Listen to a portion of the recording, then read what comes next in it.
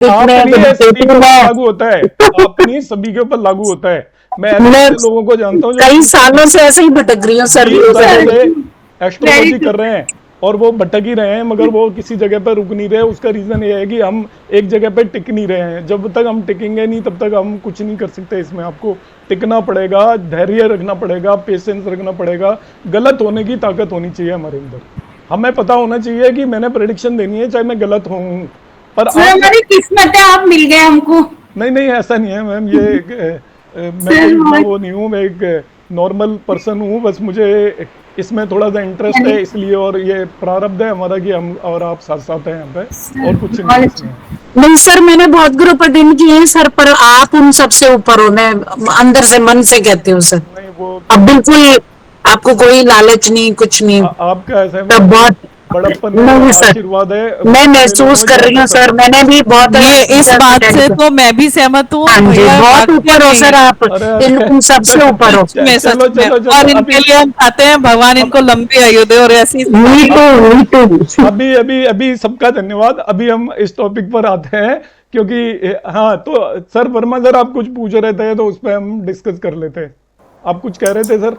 मैं सब आपसे यही कह रहा था हाँ कि लोगों को आपसे बहुत अपेक्षाएं हैं और मुझे पूरा विश्वास है लोगों की अपेक्षाओं पे आप बिल्कुल खरे उतरेंगे। जी सर, मैं कोशिश करूंगा। अब मैं आज के मैंने दो टॉपिक यहाँ पे डिस्कस किए थे।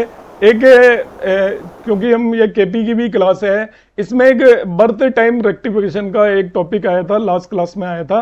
तो मैंने ये कहा था कि मैं बर्थ टाइम रेक्टिफिकेशन के बारे में मेरा जो व्यू है वो मैं अभी बताऊंगा। आज वो नितिन जी आए नहीं है, तो बर्थ टाइम रेक्टिफिकेशन का मैं आप सभी को बता देता हूँ।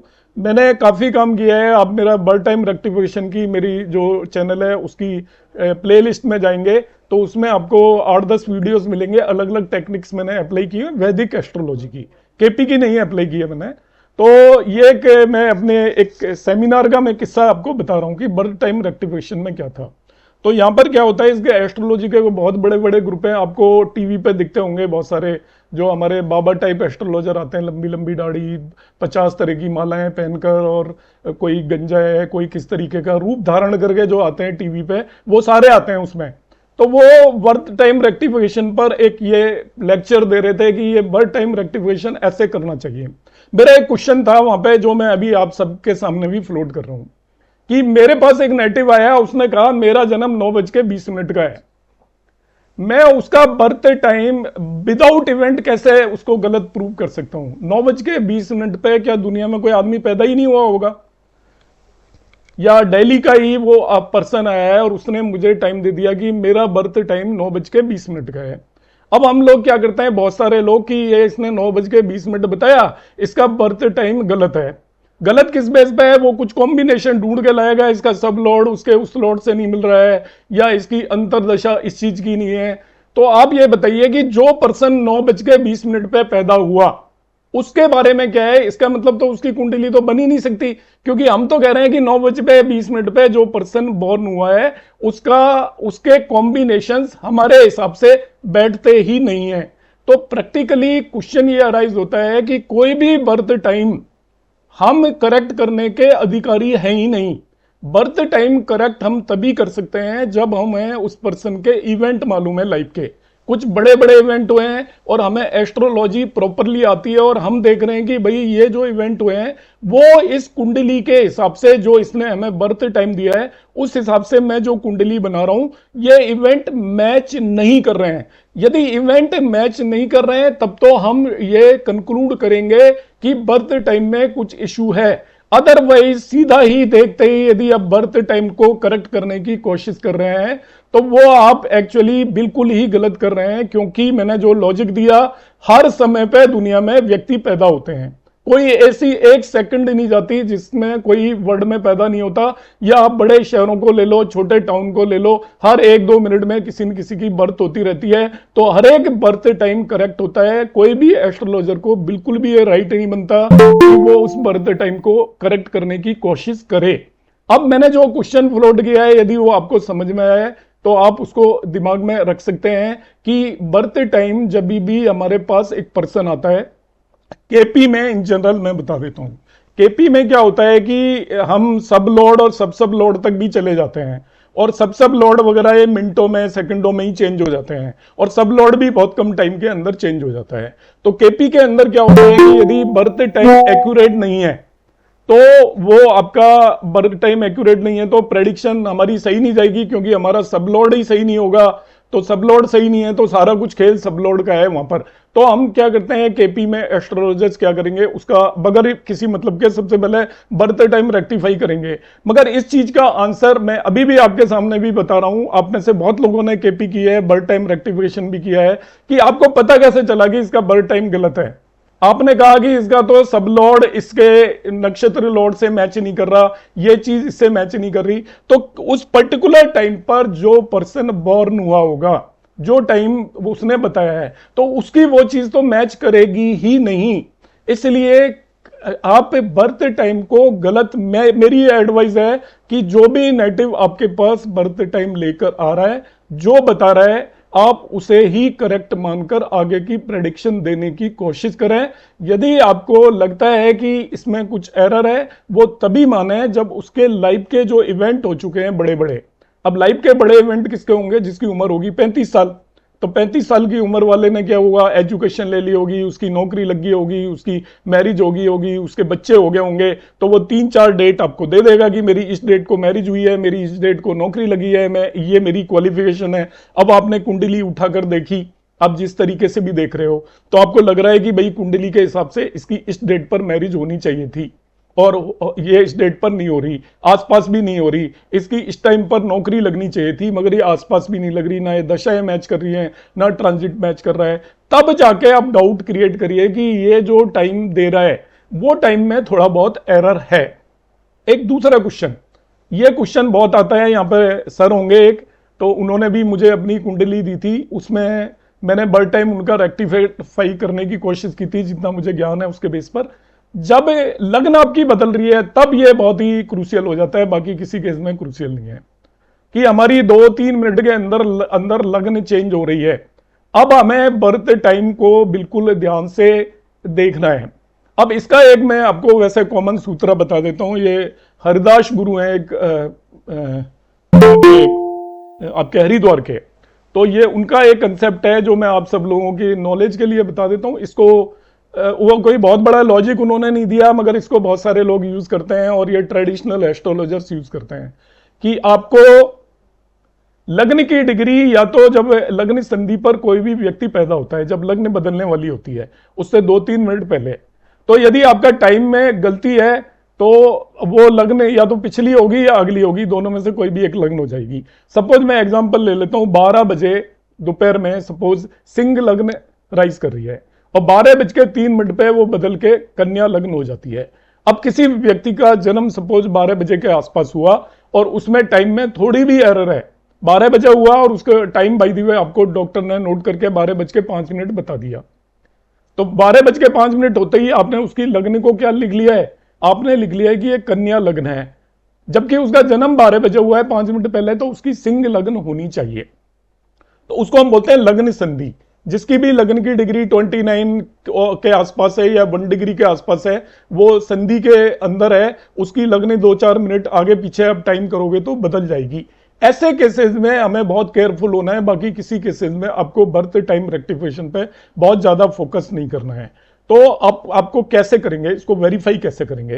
तो एक ये सूत्र है जिसे बहुत सारे एस्ट्रोलॉजर, जिसे हम ट्रेडिशनल या खानदानी ज्योतिषी जो है वो यूज करते हैं। वो क्या करते हैं, वो पूछते हैं उस पर्सन से, आप घर में बड़े भाई हो क्या?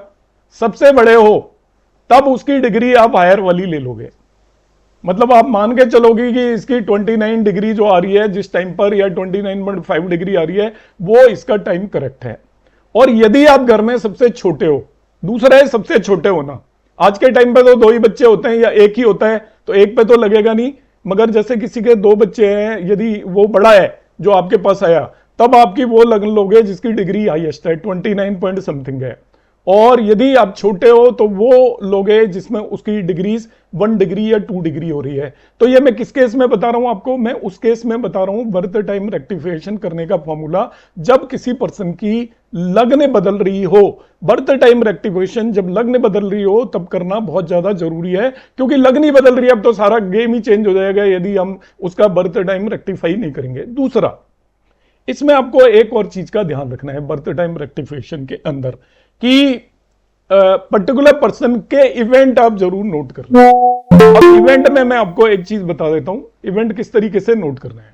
कोई आपके पास आया 30 ईयर का, 32 ईयर का, 35 ईयर का, तब तो उसकी लाइफ में मल्टीपल इवेंट घटित हो चुके होंगे, एक से ज्यादा घटनाएं घटित हो चुकी होंगी। अब एक से ज्यादा घटनाएं घटित हो चुकी होंगी तो हम उससे पूछ सकते हैं भाई साहब ये बताओ ये बताओ ये बताओ, मगर दिक्कत कहाँ आएगी कि बहुत सारे पेरेंट्स अपने बच्चों की कुंडली ले आते हैं, 12, 13, 10th में पढ़ रहा है, 9th में पढ़ रहा है, ये क्या बनेगा, क्या फ्यूचर होगा इसका, ये इसको हम आईआईटी करा दें, इसको इंजीनियरिंग कराएं, इसको यूएस भेज दें, यूके भेज दें, कनाडा भेज दें, क्या करें इसके लिए। अब वो पूछ रहे हैं और उसका यदि बर्थ टाइम लग्न बदल रही है तो वो थोड़ा क्रिटिकल हो जाता है मामला, क्योंकि उसकी लाइफ के अंदर कोई इवेंट हुआ ही नहीं। अब आप कैसे देखोगे कि इसका तो इवेंट तो कोई हुआ ही नहीं है, तो हम उसकी अलग अलग लग्न की कुंडली बनाकर उसके इवेंट को हम जस्टिफाई कैसे करेंगे। इवेंट तो तभी जस्टिफाई हो सकते हैं जब आपके उसकी लाइफ के अंदर कुछ इंपॉर्टेंट इवेंट हुए हों। तो इस केस में मैं आपको एक छोटा सा सूत्र बता रहा हूं। आज की क्लास में मेरा केवल जनरल डिस्कशन है, उसको आप जनरल माइंड में रखें। मैं आपको जनरल ऐसी चीजें बता रहा हूं जो कि बहुत सारी चीजें मैं बताऊंगा जो कि अब बहुत सारे लोग अलग अलग बताते हैं, मैं वो इकट्ठा ही करके आपको बता रहा हूं। अब आप क्या करेंगे कि 12-13 साल का एक बच्चा आ गया और उसका जन्म है लग्न संधि पर। म्यूट कर लें प्लीज।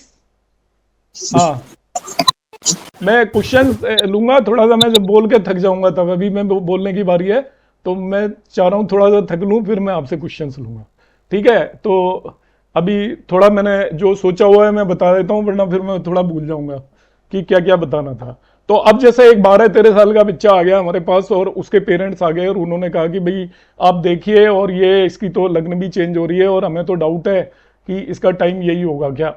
तब हम ये कोशिश करेंगे उसका बड़ा भाई छोटा भाई है क्या। ध्यान रखिएगा, ये बेस्ट तरीका है, इसका और कोई तरीका नहीं है।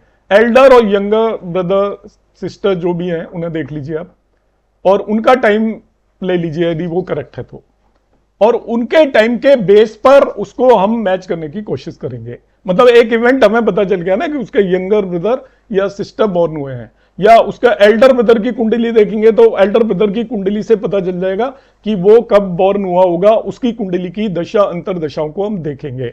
कैसे देखेंगे वो एक अलग पार्ट है, आप में से बहुत सारे लोगों को पता होगा, नहीं भी पता है तो कोई बात नहीं। अभी मैं इसका बेसिक कंसेप्ट समझाने की कोशिश कर रहा हूं बर्थ टाइम रेक्टिफिकेशन का, because this is a very important topic. अभी जो मैंने 3 चीजें बताई उसको मैं फिर रिपीट कर देता हूं क्योंकि मिक्स हो गई होंगी। पहला मैंने कहा कि बगैर वजह, बगैर मतलब, बगैर किसी कारण के बर्थ टाइम रेक्टिफाई करने की कोशिश ना करें। चाहे वो पर्सन भी आपको कह रहा है कि मुझे डाउट है, कोई बात नहीं, जो भी वो लेकर आ गया है बर्थ टाइम, ये भी उसका प्रारब्ध है कि बर्थ टाइम उसको पता नहीं है, ये भी प्रारब्ध है और उसी के हिसाब से एक ज्योतिषी काम करेगा। बगैर मतलब नहीं करें, क्योंकि हम बगैर मतलब जो बर्थ टाइम रेक्टिफाई कर रहे हैं वो सारी टेक्निक्स एब्सोल्युटली, बहुत हार्ड वर्ड बोल रहा हूं मैं, किसी भी उस पर वो पूरी खरी नहीं उतरती। क्योंकि मेरे इस क्वेश्चन का जवाब इनमें से किसी के पास भी नहीं है, किसी एस्ट्रोलॉजर के पास नहीं है। आप किसी को जानते हो तो उससे पूछ लेना कि मेरे पास 9:20 पे एक व्यक्ति आया, तो मैं किस बेस पर डिसाइड करूंगा कि वो 9:20 पे बॉर्न नहीं हुआ। मैं जो भी टेक्निक लगाऊंगा वो क्या 9:20 पे जो बंदा बॉर्न हुआ होगा उसकी कुंडली पर वो लगेगी ही नहीं। तो उसकी कुंडली पे नहीं लगेगी, मगर वो तो 9:20 पे बॉर्न हुआ ही है। तो इसका मतलब हम जो भी रेक्टिफिकेशन करने की कोशिश कर रहे हैं वो बेकार है। तभी हम रेक्टिफाई करेंगे। बर्थ टाइम रेक्टिफाई अब हमें करनी है जब किसी भी पर्सन की जो बर्थ हुआ है उस समय पर लग्न संधि है, मतलब उसकी लग्न बदलने वाली है। क्योंकि लग्न यदि बदलने वाली है तब तो हमें सोचना पड़ेगा, वरना तो फिर हम उसका एस्ट्रोलॉजिकल जो भी एनालिसिस कर रहे हैं वो बेकार है। अब लग्न बदलने वाली हो उसके बारे में मैं आपको 4-5 चीजें बताऊंगा, बड़ी कॉमनली जो यूज होती हैं। उनमें मैंने एक बताया, ये जो फैमिली वाले या परिवार वाले जो खानदानी जो एस्ट्रोलॉजर जिन्हें बोलते हैं, तो वो एस्ट्रोलॉजर्स इन्हें यूज करते हैं। तो ये मैंने पर्सनली भी बात की है और बहुत सारों से मैं इस बारे में बात करता रहता हूँ कि वो किस तरीके से यूज करते हैं। तो मैंने काफी सारे ऐसे लोगों से की जो कि ट्रेडिशनल एस्ट्रोलॉजर्स हैं, कि मैंने कहा आप लग्न संधि के केस में बेसिकली क्या देखते हो, तो उन्होंने कहा हम सरसरी नजर से देखते हैं कि यदि कोई पर्सन हमारे पास आया और वो अपनी लग्न की डिग्री 0 डिग्री से 1 डिग्री या 1.5 या 2 डिग्री तक बता रहा है, और या फिर वो 29 डिग्री के आसपास बता रहा है, तो यदि 0 से 1 डिग्री या 2 डिग्री तक है, तो यदि वो यंगर वन है अपने बहन भाइयों में सबसे यंगेस्ट है, तो वो करेक्ट मान लेते हैं। और यदि उसकी डिग्रीज 29 या 30 के आसपास आ रही हैं, तो वो अपने परिवार में एल्डेस्ट है, तब उसको मान लेते हैं। वो यदि एल्डेस्ट नहीं है और वो यंगेस्ट है, तो हम उसकी लग्न को चेंज करके उसकी डिग्री को 1 डिग्री के आसपास बनाते हैं। ये ट्रेडिशनल एस्ट्रोलॉजर्स यूज करते हैं। दूसरा, अब ये नहीं है, आपको ये भी नहीं मानना, क्योंकि ये कोई कन्विंसिंग नहीं है, मैं खुद कन्विंस नहीं हूं, मगर मैं आपको बता रहा हूं कि वो लोग यूज कर रहे हैं। तो इसमें जो ज्यादा सटीक मैं जिससे कन्विंस हो रहा हूं और जो मैं खुद भी करने की कोशिश करता हूं, वो मैं 2 चीजें आपको बताऊंगा। एक सूत्र है, फॉर्मूला है, वो भी मैं आपको बताऊंगा। पर जो ज्यादा सटीक और ज्यादा कन्विंसिंग चीज वो है कि लग्न बदलने पर तो डेफिनेटली आप कुंडली को एनालाइज करोगे तो उसके इवेंट जस्टिफाई हो ही नहीं रहे होंगे, लॉर्ड से पूरी की पूरी बदल जाएगी, आपका लग्न बदल जाएगा, लग्न लॉर्ड बदल जाएगा, सभी भावों के लॉर्ड बदल जाएंगे, और जो दशा 5th हाउस की होनी चाहिए वो 6th हाउस की हो जाएगी, जो 6th की होनी चाहिए वो 5th की हो जाएगी, सारा कुछ गेम चेंज हो जाएगा। तब ऐसे केस में यदि वो नेटिव बहुत ही बच्चा है तो बात अलग है, नहीं तो वो उसकी लाइफ में कुछ ना कुछ इवेंट हुए होंगे। आप उससे पूछ सकते हो कि आपकी क्या क्वालिफिकेशन है, क्वालिफिकेशन है तो आप किस सब्जेक्ट में किए आपने, आपका फर्स्ट जॉब कब लगा था, उससे देखा जा सकता है कुंडली से, दशा और ट्रांजिट से। यदि उसकी मैरिज हो गई है तो आपकी मैरिज कब हुई है उस डेट को नोट कर लें, कोई बच्चे हो गए हैं तो बच्चे कब हुए हैं उस डेट को नोट कर लें, और उन डेट्स को हम उसके कुंडलियों से देखकर हम चेक कर सकते हैं कि भाई इसकी जो हम लग्न मानकर चल रहे हैं वो इसको जस्टिफाई कर रही है क्या। और एक चीज जो मैं सबसे ज्यादा इंपॉर्टेंट मानता हूं, आप बर्थ टाइम रेक्टिफिकेशन कभी भी ऑनलाइन ना करें जब तक वो पर्सन आपके सामने ना बैठा हो, क्योंकि मैंने आपको बताया कि राशियों के करैक्टरिस्टिक के वीडियोस अपलोड किए थे जिसमें ज्यादा लोगों ने इंटरेस्ट नहीं दिखाया होगा, क्योंकि हम एक्चुअली बोरिंग चीजों में इंटरेस्ट नहीं दिखाते, हम इंटरेस्ट दिखाते हैं ऊंच नीच और शनि की दृष्टि और मंगल की दृष्टि, रेट्रोग्रेड प्लैनेट, ये फेवरेट है सभी एस्ट्रोलॉजर्स के। तो मगर जो सबसे ज्यादा काम की चीज है वो है राशियों के करैक्टरिस्टिक, बहुत काम की चीज है, मैं आपको बता रहा हूं, आप बिलीव करोगे, आप उस पर थोड़ा फोकस करो।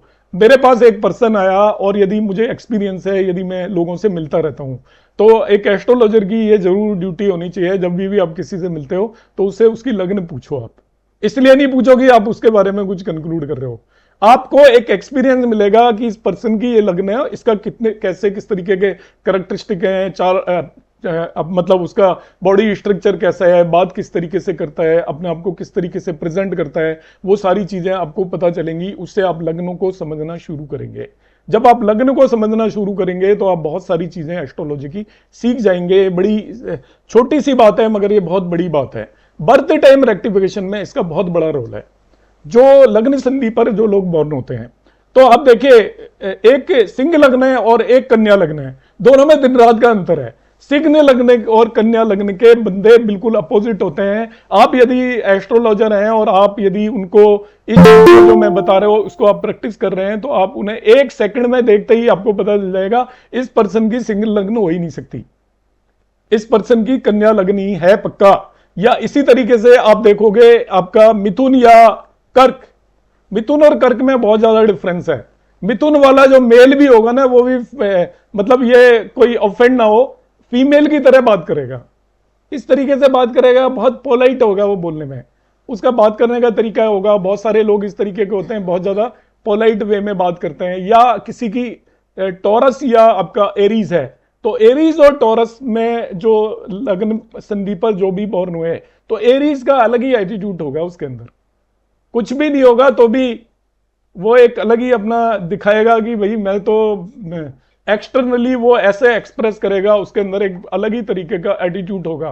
और जो वृषभ लगने का नेटिव होगा उसको वो करेगा पहाड़ में जाओ, मस्ती में बैठे हुए हैं, मतलब सारी भीड़ के अंदर भी वो अपने कोने में बैठ के चाय पी लेगा, उसको चिंता नहीं है दुनिया के अंदर क्या हो रहा है, जैसे बैल बैठा होता है। तो इस तरीके के जो करैक्टरिस्टिक हैं वो आपको काम आएंगे जब भी किसी भी पर्सन का लग्न संधि पर बर्थ हुआ है।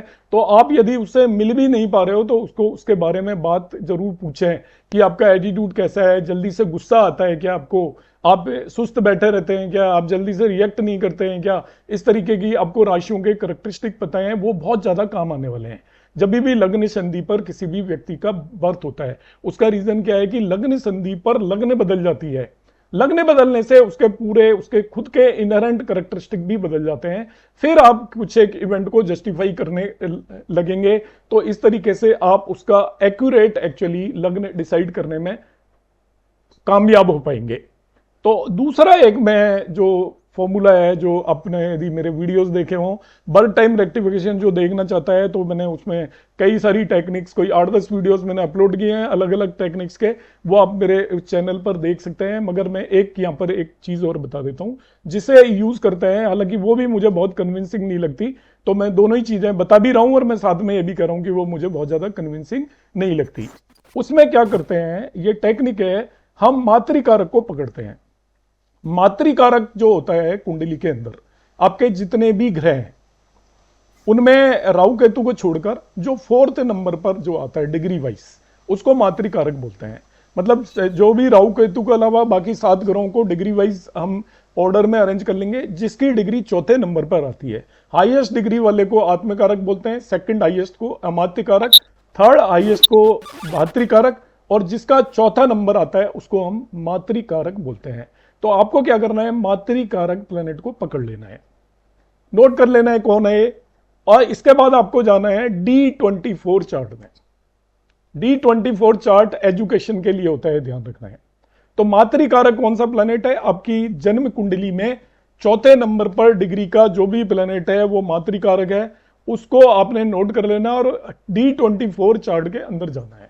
यदि D24 कुंडली में वो 5वें भाव से किसी भी तरीके का रिश्ता बना रहा हो, 5th हाउस से किसी भी तरीके का रिश्ता, कैसे 5th हाउस को एस्पेक्ट कर रहा हो, 5th लॉर्ड को एस्पेक्ट कर रहा हो, 5th लॉर्ड के साथ बैठा हो, या 5th लॉर्ड को म्यूचुअल एस्पेक्ट कर रहा हो, 5th हाउस से किसी भी तरीके का रिश्ता बना रहा हो, तो वो बर्थ टाइम आप एक्यूरेट लेकर चलोगे, उसको हम करेक्ट मानकर चलेंगे। यदि वो रिश्ता नहीं बना रहा है तब हम क्या करेंगे, आप उसके बर्थ टाइम में 1-2 मिनट आगे पीछे करते जाएंगे तो आप देखेंगे एक पर्टिकुलर टाइम पर ये जो मैं कॉम्बिनेशन बना रहा हूं उसका मातृकारक D24 चार्ट के अंदर 5th हाउस से रिश्ता बना लेगा। जिस टाइम पर बना लेगा वो उसका करेक्ट बर्थ टाइम माना जाएगा। ये केवल उसी केस में लगाना है, मैं फिर से आपको ये चीज रिपीट कर रहा हूं, आपको ये तभी लगाना है जबकि किसी पर्सन का बर्थ उस पर आपका लग्न संधि पर हुआ हो, आपको लग्न के बारे में डाउट हो,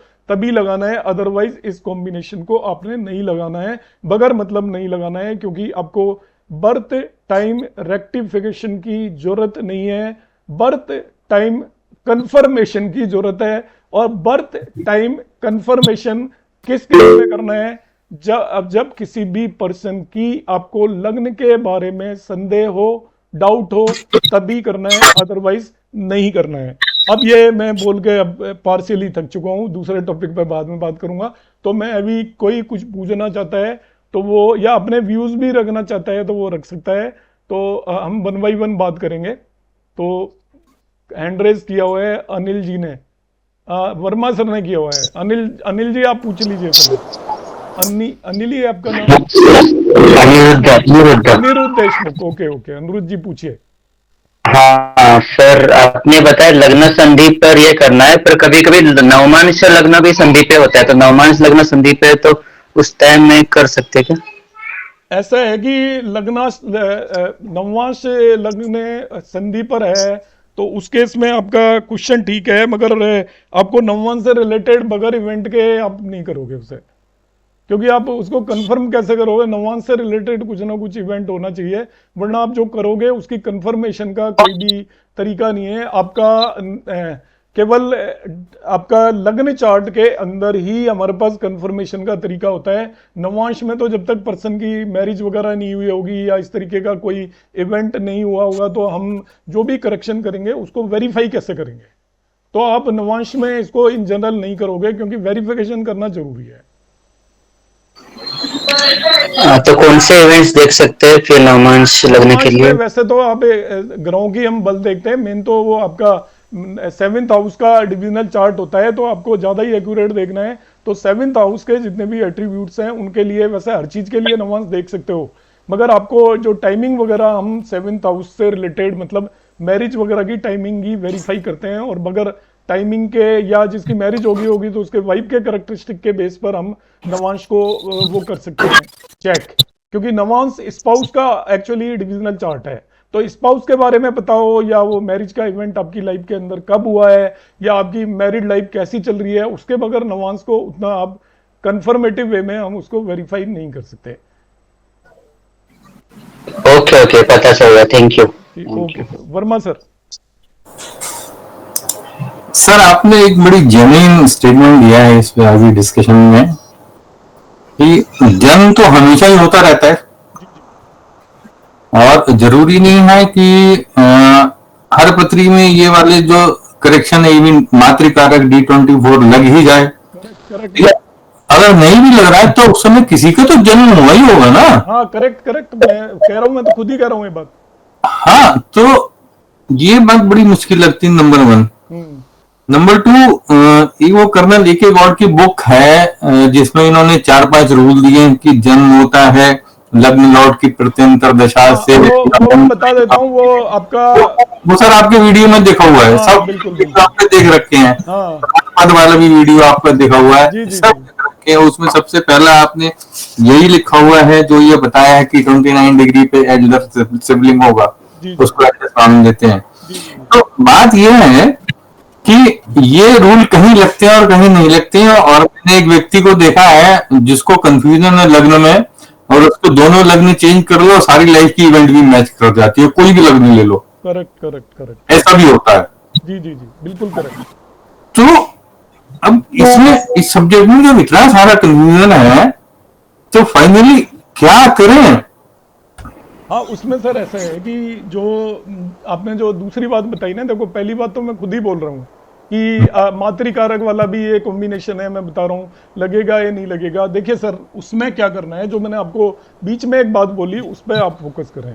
उस व्यक्ति के कैरेक्टरिस्टिक तो दोनों लग्नों के नहीं हो सकते उसके अंदर। हाँ मोस्टली दोनों के भी मिक्स हो जाते हैं बट एक दिखता है। हाँ तो ऐसे पर्टिकुलर केस में हम उस पर्सन को ऑब्जर्व किए बगैर यदि कोई भी चीज बता रहे हैं तो हम आधा अधूरा काम कर रहे हैं। हम उससे थोड़ा इंटरेक्ट करें या उससे उसके बारे में जानें, तो जानकर फिर हम उसकी राशि के बेस पर, लग्न की राशि के बेस पर हम उसकी लग्न डिसाइड करेंगे। अब इसमें वो एस्ट्रोलॉजर कितना इस चीज के अंदर वो है आपका इफेक्टिव है, उसको इस चीज की नॉलेज है, उतना ही वो एक्यूरेट कर पाएगा। क्योंकि बहुत सारे लोग, मैंने खुद देखा है, मैं जानता भी हूं, आपकी शक्ल देखते ही आपकी लग्न बता देते हैं। आप सामने गए और वो आपकी लग्न बता देंगे, और वो उनकी एक्यूरेसी 80-90% है। अब ऐसे उस लेवल पर हमें जाना पड़ेगा ऐसे लोगों को करेक्ट करने के, क्योंकि बाकी जो कॉम्बिनेशन है ये अप्लाई होते हैं, मैं पहले ही बता रहा हूँ, ऐसा यूज किया जाता है। मगर जो सबसे एक्यूरेट तरीका है वो है कि हम पहले तो उसके इवेंट वेरीफाई करें। अब आप कह रहे हो कि दोनों ही इवेंट मिल रहे हैं दोनों ही लग्नों से, तब हम उसके लग्न के बेस पर, उसके कैरेक्टरिस्टिक्स के बेस पर लग्न डिसाइड करें। That is the best way, और ये प्रैक्टिकल वे है सर। हाँ सर ये अच्छा है, लग्न डिसाइड, अगर लग्न चेंज हो रहा है तो कैरेक्टर के बेस पे आप लग्न चेंज करें। बिल्कुल सर, यही सबसे और ये केन राव सर भी एंड में यही कहते हैं हर बार कि आप लग्न वही डिसाइड, इसी बेस पर डिसाइड करें उस पर्सन के। आप थोड़े बहुत, क्योंकि दो ही लग्नों में तो आपको डिस्प्यूट हो रहा है, तो दोनों लग्नों के आप कैरेक्टरिस्टिक को थोड़ा फोकस करके देखें कि इसके अंदर कौन कौन सी चीजें मिल रही हैं। तो कुछ एक तो हमें समझ में ही नहीं आएंगी, मगर कुछ एक बहुत क्लियर कट समझ में आएंगी कि देखो ये इसका, इस पर्टिकुलर लग्न का इसके अंदर ये है, और इस पर्टिकुलर लग्न का ये है। बात करने का व्यवहार या उसका बातों में जिद करने का, वो आप उससे कोई भी काउंटर क्वेश्चन कर लीजिए, 2 मिनट में पता चल जाएगा। वो जो बोल रहा है उससे अपोजिट बोल दीजिए, यदि वो लियो लगने का नेटिव है तो वो अड़ जाएगा, हाँ यदि कन्या लगने का है तो वो कहेगा ठीक है जी आप जो बोल रहे हो ठीक होगा, और लियो लगने का है तो उसने जो बात बोल दी वो उसको कभी भी वो नहीं करेगा। हाँ बिल्कुल सही है, बिल्कुल सही बात है। एक तो इसका मतलब ये लग्न, अगर पहले तो लग्न चेक कर लो, नंबर 1। नंबर 2, अगर लग्न संधि में नहीं है, जन्म कहीं बीच में है, अब जबरदस्ती टाइम बर्थ टाइम करेक्शन में ना पड़े। बिल्कुल सर, मैंने आपको आज की क्लास में सबसे पहले ही मैंने ये बोला है कि हमें बर्थ टाइम रेक्टिफिकेशन में जनरली केपी वगैरह में जहाँ भी जाते हैं तो मैं यही चीज देखता हूँ। वो जैसे कल भी हमारी बात हो रही थी, वो आए नहीं नितिन जी, कह रहे इसका तो बर्थ टाइम रेक्टिफिकेशन होगा। अरे भाई तुम्हें कैसे पता चल गया बर्थ टाइम रेक्टिफिकेशन होगा? हर समय आदमी पैदा होता है दुनिया में, किसी का भी बर्थ टाइम जो भी लेके आ रहा है मानना पड़ेगा हमें। सही बात है, वेरी जेन्युइन, बहुत जेन्युइन आपका ये अप्रोच है। जी जी जी। ज्योति मैम आप कुछ पूछ रहे हैं? हाँ सर, मैं ये पूछ रही थी, आपने जैसे बताया कि अगर अपना लग्न है वो संधि पे आई मीन 1 डिग्री 2 डिग्री या 29 डिग्री के है, तो हमें वहाँ एक चांसेस है कि हमें रेक्टिफिकेशन करना चाहिए। नहीं, वहाँ तो नहीं चाहिए। हाँ, तो मेरा क्वेश्चन ये है कि नक्षत्र का कोई रोल नहीं है, क्योंकि एक राशि में 2.25 नक्षत्र है, हो सकता है उसका नक्षत्र भी चेंज होता हो, तो उसका कोई रोल नहीं है।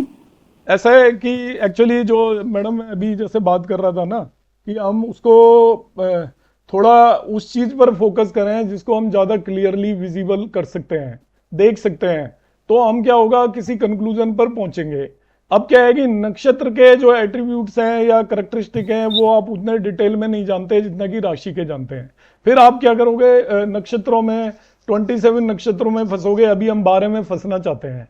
तो जनरली आप उसका हमें राशि लग्न संधि पर जब भी किसी भी पर्सन का बर्थ हो रहा है, आप बिलीव करिए, आप यदि राशियों को रोज पढ़ें, 15 दिन पढ़िए आप राशियों को रोज। सबको मैं एडवाइस देता हूं कि आप सुबह सुबह आरती करते हैं तो साथ में राशि भी पढ़ लें, 5 मिनट आप दें उनको, और राशियों के करैक्टरिस्टिक देखकर इसके बाद आपको जो भी पर्सन नजर आता है, आपके घर के भी लोग नजर आते हैं, तो आप उन राशियों से उनकी जो लग्न है उससे उसको लिंक करने की कोशिश करें। कुछ 5-10 लोगों को आप पिन पॉइंट कर लें, आप पे बिल्कुल लग्न संधि पर आपका बर्थ है, आप उसको देखते ही बता देंगे कि इस पर्टिकुलर पर्सन की ये लग्न है। और जब तक वो चीज हमारे अंदर नहीं आएगी, हम उसका बाकी सारी चीजें आप लगाते रहो कुछ भी, वो प्रैक्टिकली आप इफेक्टिव नहीं होगा। ये मैं आपको प्रैक्टिकल चीज बता रहा हूँ। हाँ सर, वही मैं बता रही थी कि जैसे कि मैंने एक कुंडली देखी थी, शशि कपूर जो फिल्म एक्टर है, जी जी। उनका लग्न मकर लग्न है, लेकिन उनका जो नवमांश लग्न जो नक्षत्र है वो शुक्र का है। तो उसकी वजह से उन्हें इतनी है, वो इतने आई मीन देखे तो हैंडसम पर्सनालिटी, क्योंकि तो हम ऐसे देखे तो मकर वाले लोग इतने दिखने में इतने गुड लुकिंग नहीं होते हैं, लेकिन ये केस में तो वहां नक्षत्र ने ही काम किया था। अच्छा, इसलिए अब उस पर मैंने कोई वर्क नहीं किया हुआ है, तो मैं आपने आज बताया है तो मैं थोड़ा उस पर विचार करूंगा, क्योंकि मैं तो लग्न के बेस पे ही करता हूं, और आपने एक नई चीज बताई है, तभी तो ये मैंने कहा था ना कि हम जनरल डिस्कशन करेंगे, तो ये मुझे भी पता लगा है, तो हम इस पर करेंगे। क्योंकि नक्षत्र के बेस पर एक्चुअली मेरा कोई पकड़ है नहीं नक्षत्र पे, मैं आपको प्रैक्टिकली चीज बता देता हूँ। क्योंकि नक्षत्र को रीजन ये है कि वैदिक एस्ट्रोलॉजी में उसका कोई यूज नहीं है प्रैक्टिकली। नक्षत्र एस्ट्रोलॉजी थोड़ा डिफरेंट है, और उस पर अभी एट प्रेजेंट मैंने कोई काम किया नहीं है, तो उसका थोड़ा सा मुझे आइडिया नहीं है। अब आपने बताया तो हम थोड़ा इस पर मैं भी सर वैसे भी सर अगर D9 में अगर वीनस बैठा है तो वीनस की क्वालिटीज तो आएगी ना उसमें, चाहे मकर लग्न हो, लेकिन अगर D9 के अंदर लग्न में ही वीनस बैठा है तो वीनस की ज्यादा क्वालिटीज हम देखेंगे उसमें। अब ऐसा देखो मैडम, जो केवल लुक के बेस पर हम नहीं कोई भी लग्न डिसाइड कर सकते। यस तो मैं मकर लग्न के एक से एक स्मार्ट लोग दिखा देता हूँ, only on the basis of लग्न, एक केवल करैक्टरिस्टिक के बेस पर लग्न डिसाइड नहीं हो सकती। आपको कम से कम उसकी 8-10 बहुत गहरे करैक्टरिस्टिक पता होने चाहिए, तब जाके हम लग्न डिसाइड करेंगे। Only on the basis of look, only on the basis of face थोड़ा आइडिया लग जाता है। एक्चुअली बिहेवियर बड़ा मैटर करता है, सारी जो प्रैक्टिकल लग्नों के उसमें उस पर्सन का बिहेवियर अड़ियल है, बड़ा सॉफ्ट है, बात आपसे कैसी करता है, इस तरीके से अपना काम निकलवाने के लिए आपके कितना पीछे लग जाता है, या वो कितना लालची है या कितना लिबरल है, इस तरीके की चीजें हमें सारी की सारी चीजें एक्चुअली उसमें ऑब्जर्व करनी पड़ेंगी। तो एक आध चीज के बेस पर यदि हम कंक्लूड कर रहे हैं ना, तो वो फिर हम थोड़ा गलत हो जाएंगे। हमें और भी चीजें एक्चुअली उसमें देखनी पड़ेगी। नहीं सर, आपकी बात सही है। बहुत सारे लग्न से पता चल, जैसे शाहरुख खान का लियो लग्न है तो वो एरोगेंट दिखता है बड़ा, जी जी। लेकिन बात में नहीं मिलता है। हाँ नहीं, वो सारी चीजें करेक्टरिस्टिक नहीं मिलेंगे। मतलब आपको ये करना है कि जैसे 10 चीजें हैं तो आप देखोगे कि किस तरफ पड़ना ज्यादा भारी है। और एक तभी मैं कह रहा हूँ कि हमें एक्सपीरियंस नहीं है तब तक हम बर टाइम वो लगने करेक्ट नहीं कर सकते। हमें लोगों को देखकर पता लगना चाहिए कि ये पर्टिकुलर पर्सन है। वो ऑब्जर्विंग पावर हमारी हमें क्रिएट करनी पड़ेगी, और इसलिए तभी हम उसको प्रॉपर वे में कर पाएंगे। बिमला मैम आप पूछ रहे हैं? सर लगन में जब प्लेनेट बैठ जाता है तो वो भी तो अपना इफेक्ट देता होगा ना कुछ, तो उसके कैरेक्टरिस्टिक्स भी आते होंगे, या कोई देख रहा है उसके भी आ जाते होंगे? नहीं, वो लगने जो राशि जो होता है वो उसकी बाकी चीजों पे करेक्टरिस्टिक मान के चलो। जो लगने के करेक्टरिस्टिक की मैं केवल बात कर रहा हूँ। तो वो जो वेरिएशन होता है, जैसे अब मैंने कहा लियो लग्न के नेटिव को, अपने लियो लग्न के सभी करेक्टरिस्टिक हमने नोट कर लिए। तो हम ये थोड़ी कह रहे हैं कि उसमें एज इट इज सारे के सारे करेक्टरिस्टिक होंगे, उसमें वेरिएशन तो होगा ही होगा, आप जो कह रहे हो उन चीजों की वजह से या दूसरी चीजों की वजह से। मगर लियो लगन के करेक्टरिस्टिक तो उसके अंदर एग्जिस्ट करेंगे ही ना, 60-70% करेंगे या जितने भी करने हैं। तो उसके बेसिस पे हमें कंक्लूड करना है कौन प्लेनेट एस्पेक्ट कर रहा है, कौन वहां पर बैठा हुआ है, लगनेस कहां पर गया हुआ है। उन सब चीजों का जो भी थोड़ा या ज्यादा असर पड़ेगा वो पड़ेगा, मगर जो उसकी बेसिक लगन है उसके करेक्टरिस्टिक कभी पूरी तरह नहीं जा सकते, वो आपको उसके अंदर नजर आएंगे। हाँ जी सर, दूसरा मैं ये कह रही थी, मेरी बीच वाली जो बेटी है ना उसका है ये इसी पे, मतलब भाव संधि के ऊपर ही आ रहा है, तो उसकी लगन आप उसके है ना बात व्यवहार वगैरह जो भी है, पर्सनैलिटी वगैरह डिटेल भेजिए मेरे पास। सर जैसे मीन लगन है और शनि बैठा हुआ तो उसकी हाइट जैसे 5'8" है, तो शनि जैसे लंबा देता है या फिर उसकी मीन लगन है? हाँ वैसे भी है, और पर लेकिन अच्छा, इमोशनल है बहुत? 240 बताया डॉक्टर ने। नहीं, इमोशनल है क्या वो? लुक छोड़ दो, इमोशनल है बहुत? ठीक ठीक है सर, इमोशनल है भी और कई बार नहीं भी। कविता कहानियां लिखती है, बनाती है? नहीं नहीं, कविता कहानी नहीं है। फिर मैं आप मेरे को करेक्टरिस्टिक भेजना, मैं बताऊंगा। Okay thank you sir. क्या सर कोई इवेंट निकाल ही नहीं पा रही हूँ उसका। नहीं आप लगन है 233 पे मैं करती हूँ और वो 240। Honest characteristic. अच्छा ये बताओ, वो बहुत सुस्त है या काम वगैरह करने में बहुत फास्ट है? अपने ऑफिस के काम में बहुत छोड़ो, ऑफिस में तो जबरदस्ती ऑफिस वाले करवाते हैं। सर घर के काम इतने नहीं है, मैंने वो बताया था आपको, वहाँ पे भी मैंने डाला था ना आपके उस पे। अब मुझे ध्यान नहीं आता मैडम। तो डाला था तो आपने पूछा था, तो मैंने कहा था कि भी घर के काम में इतनी चुस्त नहीं है, लेकिन ऑफिस के काम में लगी रहती है। ऑफिस के काम तो अलग तरीके के होते हैं, ऑफिस में तो अच्छा चालाक है बहुत, बातों में नहीं चालाक नहीं है सर, चालाक नहीं आ जाती है। हाँ जी हाँ, किसी की भी बातों में आ जाती है। प्यार से बोलो तो समझ जाते हैं, नहीं गुस्सा करती है। अच्छा ठीक है, अब मेरे को भेजना, चलो आपका इंडिविजुअल केस आप मेरे को ग्रुप पे भेज देना, हम बाद में बात करेंगे। और कुछ पूछना है? थैंक यू गौतम सर, मेरी डॉटर है, उसका फिर धनु लगन है 1 डिग्री 40 मिनट का। 1 डिग्री 40 मिनट में तो मैडम 7-8 मिनट का अंतर हो जाता है, तो ठीक ही होगी फिर वो।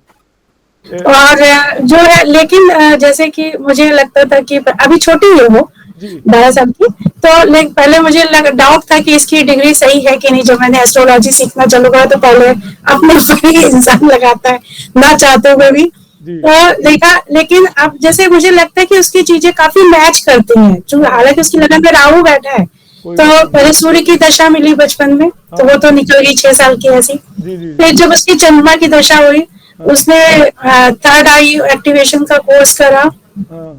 चंद्रमा उसका 5th हाउस में है, मेष लगन में। और उसने म्यूजिक भी सीखा, ड्राइंग भी सीखी, आर्ट भी सीखी, मतलब कि पियानो, वो बहुत सारी चीजों में वो है। नहीं बट ठीक है, ये आपका जो है ना यही तरीका है एक्चुअली वो उसको चेक करने का।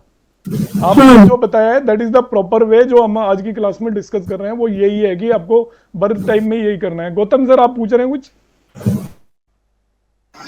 सर मैं ये कह रहा था, एक और भारतीय विद्या भवन में हम लोग बीटीआर कुछ एक आध गुरुजन कराते हैं जी सर। कि जन्म की महादशा का संबंध 3-11 मंगल गुरु, अच्छा और इसका कंफर्मेशन D3 से।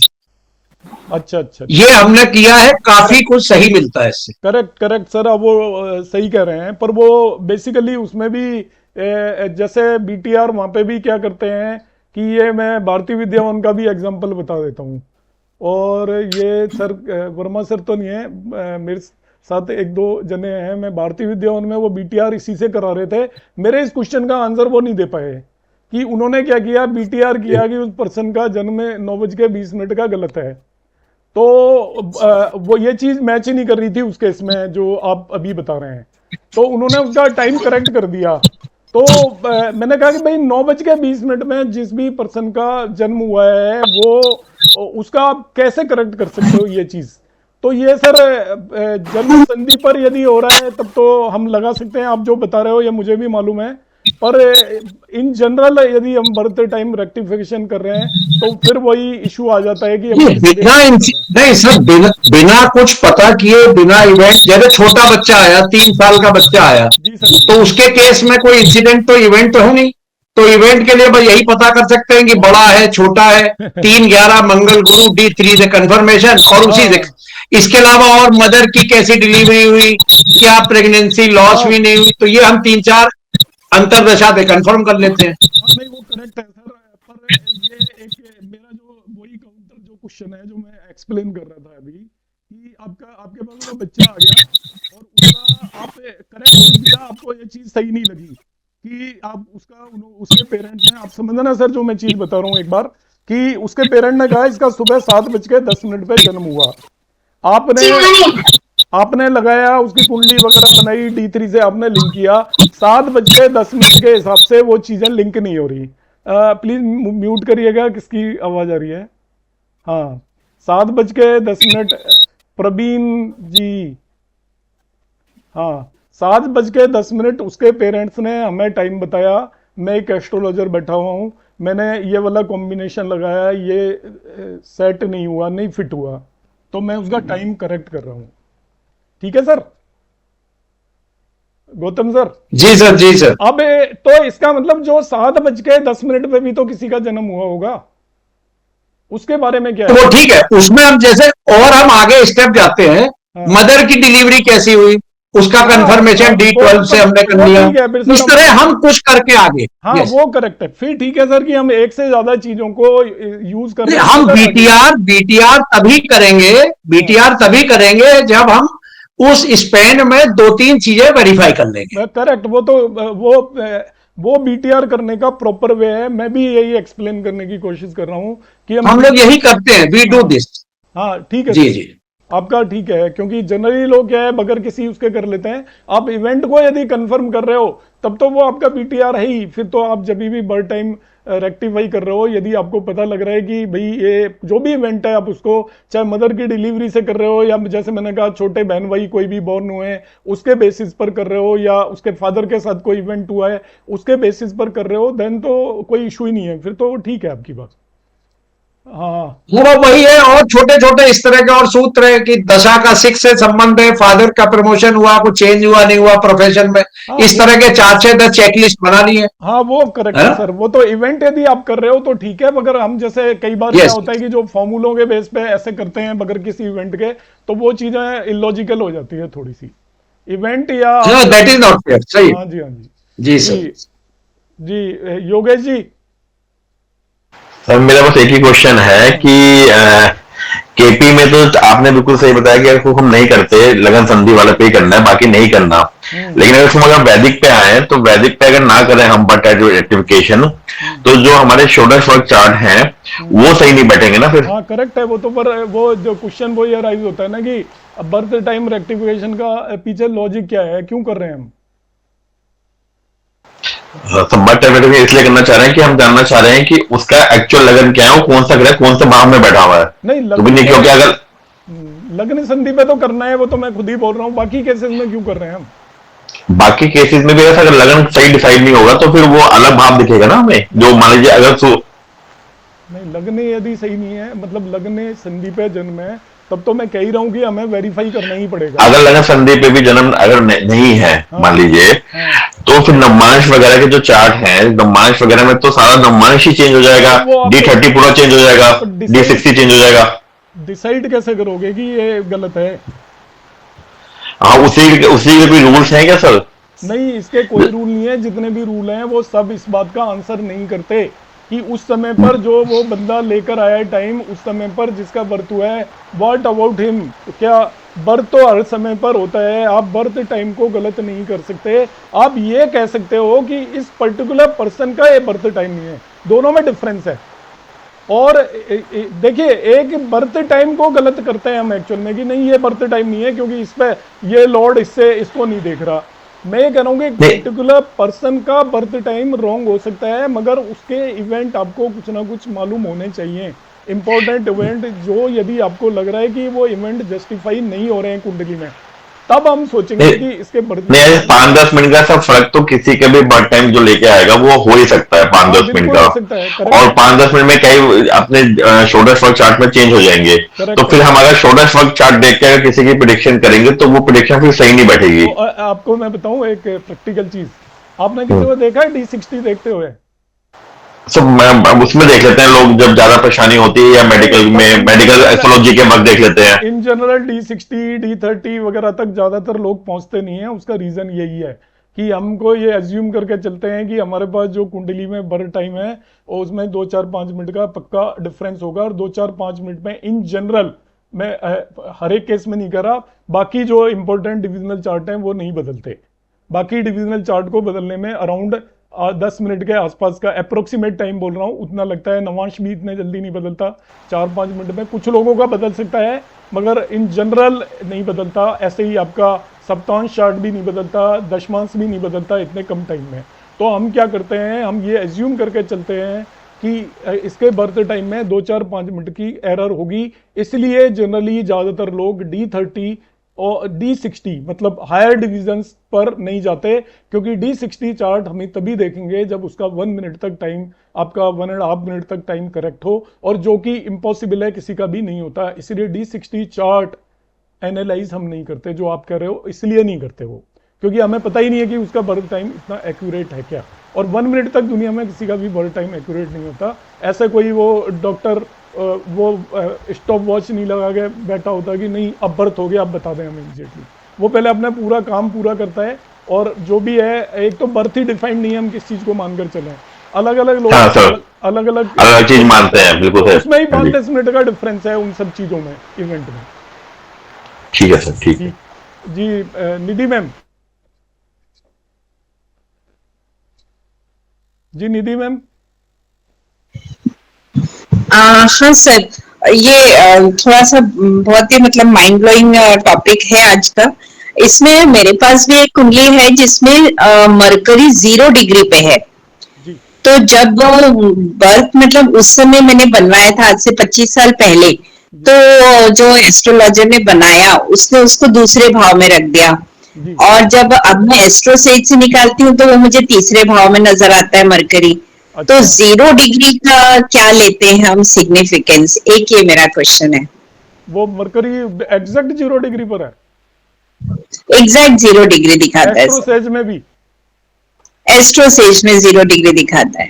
वैसे तो उसको ये माने चलते हैं मरा हुआ है, कुछ नहीं करेगा, जहां मर्जी रख दो उसको आप। अच्छा,